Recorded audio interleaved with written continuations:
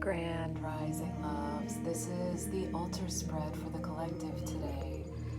So, the sacred geometry that showed up is the Love and Power card, but you see a lot happening in this card. You see the triangles and the circular and the spiral patterns. And what this actually represents is complete convergence of all energies into one for love and power. But it showed up in the reverse. And the whole idea of this card, it's also the last in the deck, is meaning like this is the ultimate evidence of growth. It is the ultimate level of human existence, is the proper use of love and power to become whole and for us to communicate with one another in a completely new way. So this is the new paradigm that we all talk about. What is the new existence that we all want to come into? And it's the unity consciousness. Some probably don't even have the vocabulary for this yet. And so showing up in the reverse, it says that there is so much to learn.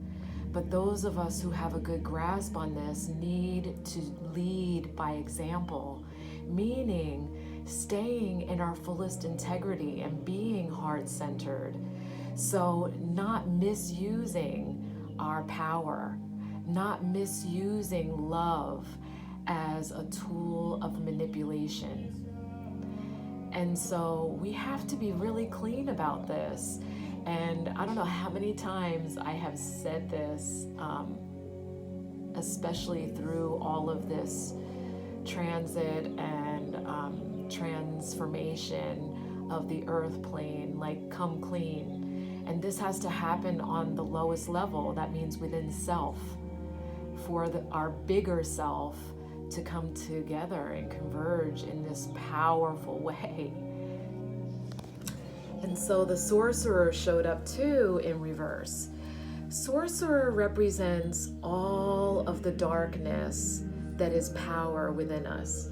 And it can be the destructive nature that exists within us, but usually ends up being the shadow aspect of self.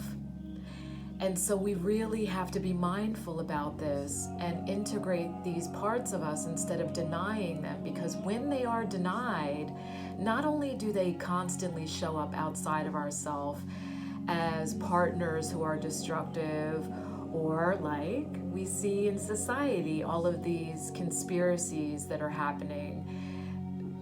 They're happening because so many are not owning up to their own darkness to integrate it in a healthy way. Because when you integrate your darkness and when you own up to it, it actually becomes a gift of grace, because you're no longer using it as harm. So I'm going to talk about what that means on the most personal level.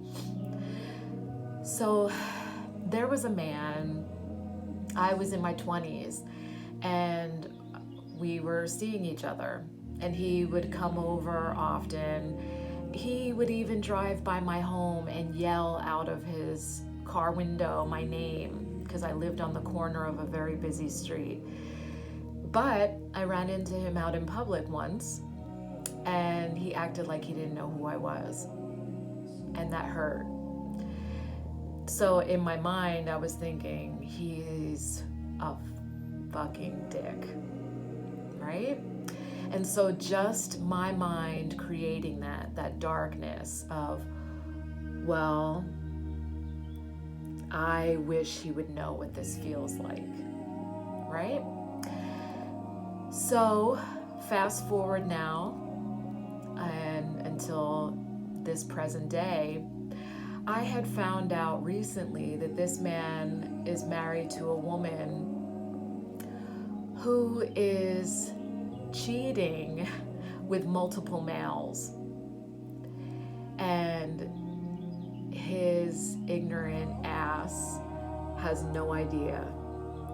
But she has even promised men that she would leave her husband to marry them, and he has no idea about this. And so when I learned about it, that darkness in me wanted to say, well, he deserves it. See, karma took a while, but it happened. But I had to really check myself, and I felt sad for him. I didn't want him to feel that pain. And I really had to check myself. So integrating that dark part of myself where the men that have hurt me, I really don't want them to hurt. I really want them to heal so that they stop hurting other people. Because that's how the cycle happens. It's a domino effect. When people hurt people, hurt people, hurt people. And you have to check yourself on the most intimate level. So me like wishing that he could feel that, I really don't wish that he could feel that. And so I hope that he stays ignorant in that and never learns of her transgressions, and that she actually learns how to open her heart and not be a conniving, deceitful wife, because that's holding him captive, to be perfectly honest. And so there's that. Now the abilities, Rhodonite has shown up to talk about us also owning our power. It also talks about this is not a time to play small and to use the strength and our personal power for community, for tribe, for healing, and to really realize our true potential. And so it says, I own my abilities and use them for the highest good. So this is also stay in integrity. Stay in integrity with your light and with your dark. You can integrate both of these energies together, and they can be a gift of grace. And you can actually use them in service, because we are all things. And when you are all things, you actually recognize all things. And you are also protected in those things. Especially if you are using them in the highest integrity, that you're not using them as harm for others. And so Rhodonite is that call. It's the call to no longer play small, and to rejoice in your gifts, and to cultivate your gifts, and to attain the level of mastery that you are a divine servant on this earth plane. Because really we are all servants. There are no masters. And so finally, the Palhikmana, the medicine of the butterfly Kachina, and what she brings in is the ushering into light from a period of darkness. And so even if we feel that we've been in it so long that there's no possible way to claw our way out, she is actually ushering us into this new existence.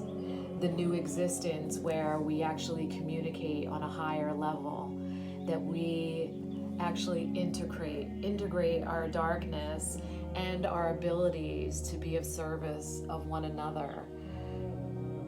So let's do this. Let's do this on the very intimate level, so that we can experience this outside of ourselves.